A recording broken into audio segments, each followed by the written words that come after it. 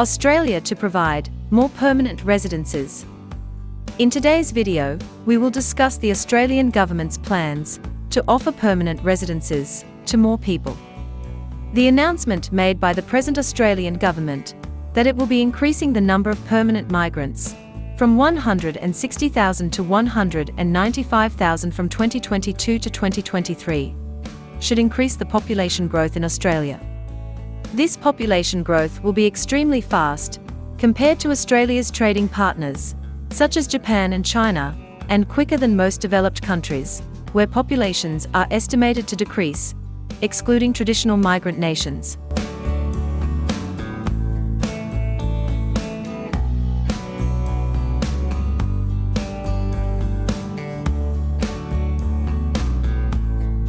Compared to Australia, the population of most of these countries is estimated to get old faster and decrease as deaths will gradually surpass the birth rate in the near future.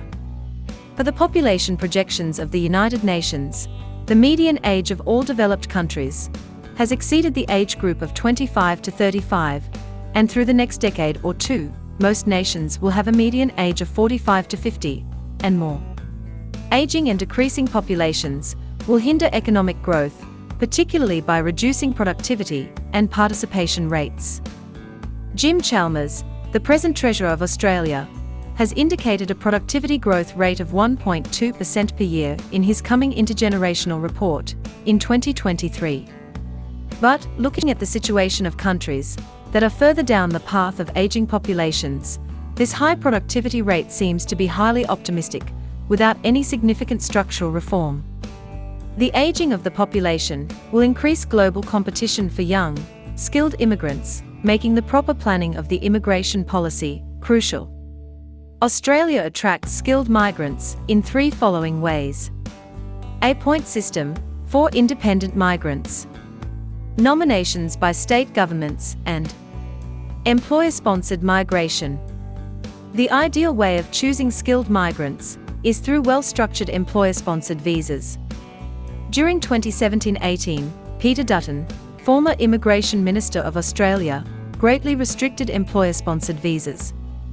He significantly increased the charges for these visas, lowered the number of eligible professions, and introduced many unwarranted bureaucratic requirements. This made it challenging for regional employers to sponsor skilled workers, decreased pathways to permanent residency, left many confused, and provided more power and authority to employers over the temporary candidates they sponsored.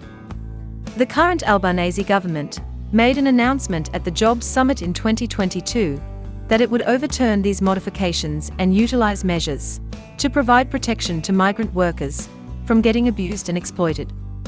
Employer-sponsored visas are in urgent need of reform to make sure Australian employers stay competitive in the international skills marketplace. The government has greatly increased places for state government-nominated visas. However, state governments are facing difficulty in attracting enough candidates with targeted skills, especially in sectors of education, information, communication technology, traditional construction trades, and health.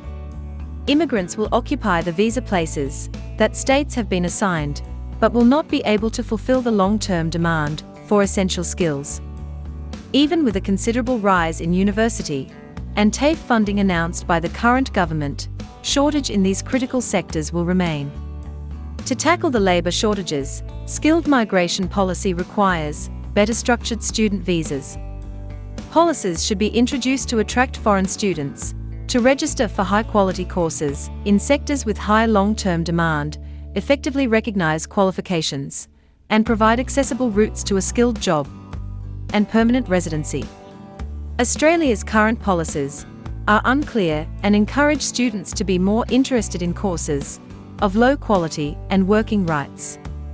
This will not be beneficial in the long run, leaving even more students confused. It seems that the Australian government is now dedicated to using guest worker arrangements to tackle shortages of low-skill and low-pay labour in sectors like farm work. Traditionally, this has been hated by Australian policymakers, as it recognises that there are some jobs that Australians will not undertake at current wage levels. As Australia is now focused on this path, efforts for safeguarding migrant workers from getting exploited and abused will be crucial, as announced in the Job Summit. Providing these workers with a pathway through training and skilled work to permanent residency will also be crucial. According to some academics, neither the visa lottery nor leaving these workers in low-skill and low-pay jobs for the rest of their lives would be of benefit.